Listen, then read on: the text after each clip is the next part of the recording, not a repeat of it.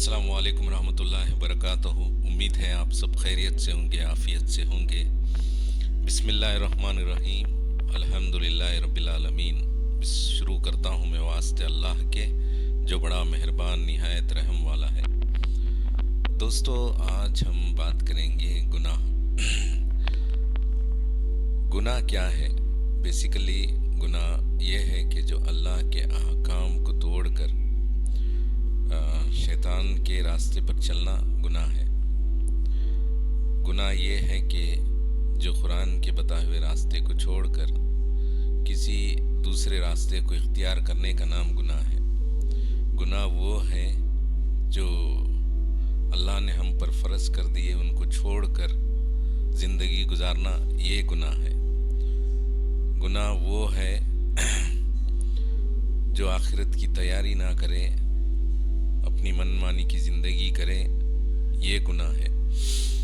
गुनाह की किस्में दो हैं, कबीरा गुनाह है, सगीरा गुनाह है। देखिए, अगर गुनाह की तकसीमें करेंगे तो इंसान क्या होगा, he will take it as lightly, यानी गुनाह का वज़न नहीं समझेगा। वो ऐसे ही गुनाह कबीरा, गुनाह सगीरा करके अपने आप में गुनाह करते जाएगा और गुनाह पे गुनाह करते जाएगा। तो अल्लाह के नज़दीक छोटा गुनाह, बड़ा गुनाह सब मायने रखता है। तो इसलिए गुनाह से बचना बहुत ज़रूरी है। लेकिन गुनाह के दो किस्में हैं, एक फ़रीज़ात का गुनाह करना, एक वाजिब गुनाह करना। तो इस तरह हुज़ूर अक़दस सल्लल्लाहु अलैहि वसल्लम ने फरमाया कि 7 या 8 किस्म के गुनाह से बचो। एक, अल्लाह के साथ किसी को शरीक करना। दूसरा, जादू या बंदिशें करना।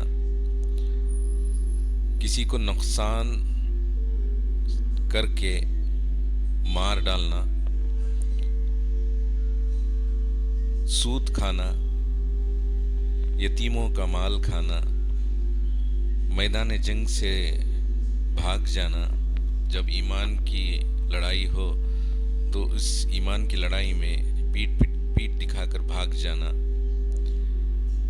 नेक औरत पर तोहमत लगाना और वालिदैन की नाफरमानी करना। देखिए, वालिदैन का प्यार जो है अनकंडीशनल रहता है। जिसके भी वालिदैन हैं वो बहुत ही खुशकिस्मत हैं और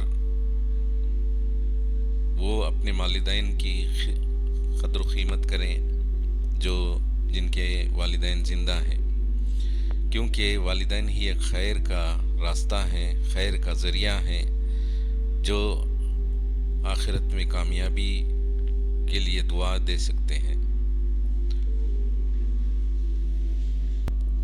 किसी भी इंसान को जब अपने गुनाहों का एहसास हो जाए और बार बार याद करे, तो ये समझ लीजिए कि अल्लाह ने तुम्हें एक मौका दिया है माफ़ी मांगने का, अल्लाह को माफ़ मनवाने का और गुनाह से माफ़ी मांगने का। तो ये खुशकिस्मत लोग हैं। अगर अपने गुनाह याद नहीं आ रहे हैं तो समझ लीजिए कि अल्लाह की मेहरबानी उन पर नहीं है, वो गुनाह पे गुनाह करते जाएंगे। तो इसलिए हमें ये एहसास अपने दिल को दिलाना चाहिए कि हमेशा कि हमने कौन से गुनाह किए, और जिसके भी जिस्म पर कब भी आ जाए, यानी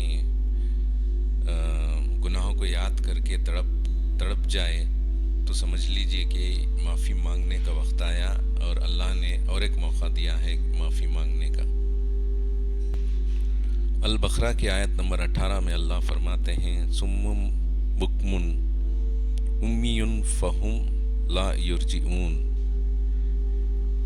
इसका ये मतलब है कि बहरे, गूंगे और अंधे हैं, वो नहीं लौटते हिदायत के रास्ते पर।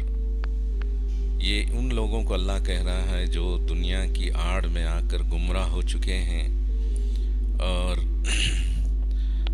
دنیا کو ہی وہ اپنا مقیم یعنی آخری منزل سمجھ بیٹھے ہیں۔